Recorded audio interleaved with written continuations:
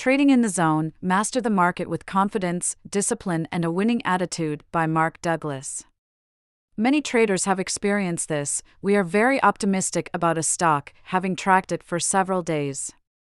All signs indicate that the price is about to soar, perhaps even today.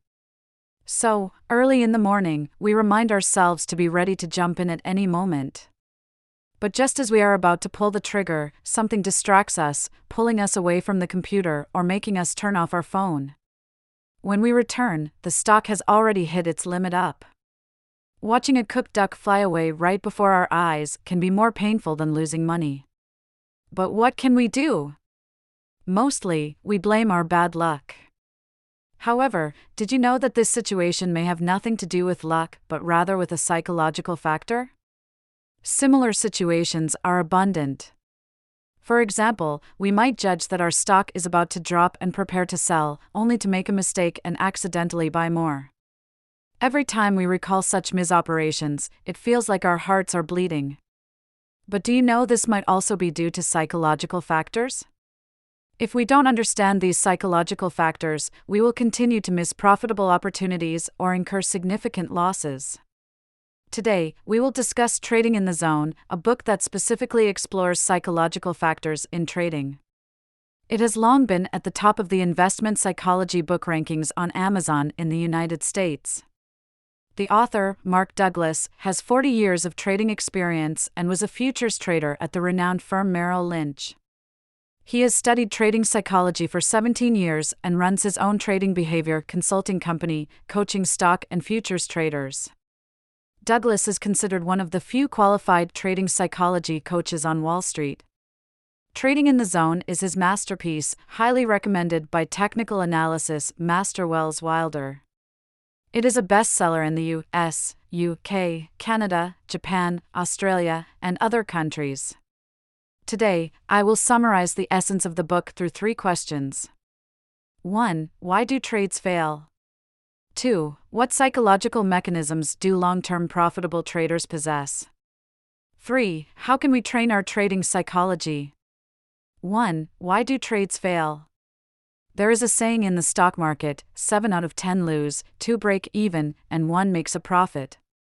This means only 10% of people make money, while the remaining 90% do not. Among those who don't make money, half lack basic investment knowledge, and most of their trades result in losses.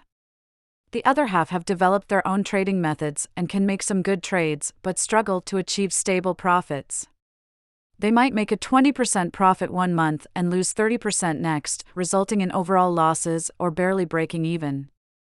These traders might think they need to better understand the market or improve their analysis techniques to achieve long-term profits. This idea seems reasonable but can lead to an analysis trap. The analysis trap has aspects. First, the market provides too much information for traders to analyze comprehensively, and this information often conflicts, making it difficult to draw consistent conclusions. For example, for the same stock, some people can find various reasons to be bullish while others find reasons to be bearish. Second, there is crucial market information that cannot be known or evaluated, known as hidden information, such as traders' intentions. We can analyze the current number of buy and sell orders, but we don't know how many traders will sell or buy in the next moment or what the intentions of those watching from the sidelines are.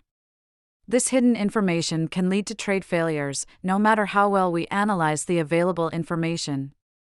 Douglas shares a story about a large futures brokerage firm in Chicago whose chairman had been making money through floor trading for 40 years without looking at technical charts or doing technical analysis. When he decided to retire, he hired a star analyst as his assistant. One day, they were watching the soybean futures market together. The analyst predicted key support and resistance levels. When the price neared the predicted support level, the chairman asked if it would stop falling there and rise. The analyst confidently said yes, but the chairman picked up the phone and told a trader to sell 2 million soybeans, causing the price to drop by 10 cents in 30 seconds, breaking the predicted support level. This example highlights how hidden factors can impact trading results. 2. Psychological mechanisms of long-term profitable traders. Douglas believes that failure in trading is not due to analysis, but mindset. Unsuccessful traders often have a losing mentality. One such mentality is euphoria, or overconfidence, which leads to reckless behavior like all-in trading and ignoring stop losses. This overconfidence stems from associative thinking, where our brains link our experiences with current reality, leading us to incorrectly assess risks and opportunities. Another losing mentality is self-destructive beliefs, where subconscious resistance to profit causes us to be careless or distracted, leading to mistakes. For example, some traders might misplan trades or accidentally buy instead of selling due to these self-destructive beliefs. The third losing mentality is fear, particularly the fear of making mistakes, losing money, missing out, and not making money. This fear can cause traders to avoid or distort market information, leading to poor trading decisions. 3. Training your trading psychology. To overcome these losing mentalities and hidden factors, traders need to align their cognition with market reality and develop a successful trading mindset. Understanding and addressing the psychological factors at play can help traders achieve consistent profits and avoid common pitfalls. This book provides a comprehensive exploration of these psychological aspects and offers practical strategies for developing a winning trading psychology. Douglas believes that psychological issues need psychological solutions. The remedy is to develop a winning mindset. This is the key to the second part of our discussion, aligning our cognition with market reality. So, what is market reality? Simply put, trading is a game of risk and probabilities, composed of 5 fundamental facts. 1. Anything can happen in the market. Due to hidden information, we cannot be certain that a particular stock will definitely rise or fall in the next moment. Buying a stock is only because the probability of it rising is higher. 2. Making money does not require knowing what will happen next. For example, a casino does not need to know whether each gambler will bet on high or low in the next round. The casino knows that no matter how you bet, its winning odds are higher than yours. If you keep betting, the casino will definitely make money. Trading works the same way. You don't need every trade to be profitable. As long as you have a certain winning rate, you can make more money than you lose, achieving long-term profitability.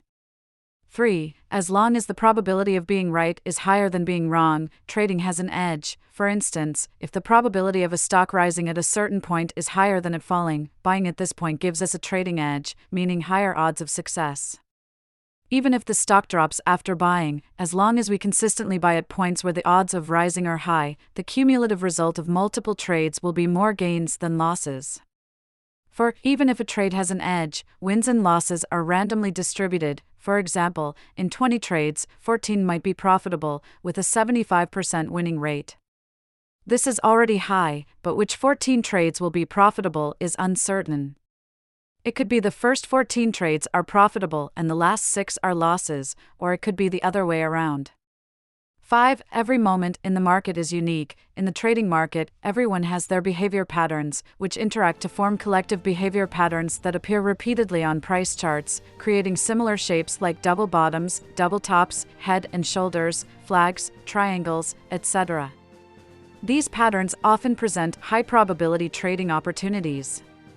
For instance, after a double bottom, the price is more likely to rise, and after a triple top, the price is more likely to fall. Technical analysis uses these patterns for trading. However, even similar patterns can have different natures. For example, a double bottom does not guarantee a rise every time. By accepting these 5 fundamental facts, traders can control their internal associations and expectations. Once we accept that the market is uncertain and profits and losses are random, we will not feel threatened or fearful when price movements are contrary to our expectations. Accepting that every market moment is unique prevents us from linking past experiences with current trends. In summary, keeping cognition aligned with market reality and viewing the market from a risk and probability perspective can help develop a winning mindset. However, knowing is easier than doing. Many traders understand probability theory but struggle to think from a probabilistic perspective in actual trading. Douglas gives an example of his collaborator Bob, who asked him to diagnose a trade. Bob opened a futures position with a stop-loss set. The price initially rose, but then returned to his entry point. Instead of touching the stop loss, Bob chose to close the position early to break even. The price then surged by 500 points, and Bob missed out on a huge profit, feeling very frustrated.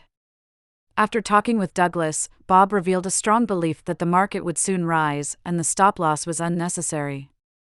But in the market, anything can happen. When the price fell back, Bob panicked and closed the position to avoid risk.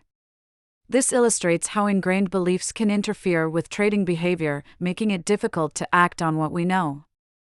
So, what can be done? The first step is to examine our thoughts and behaviors for any beliefs conflicting with a winning mindset.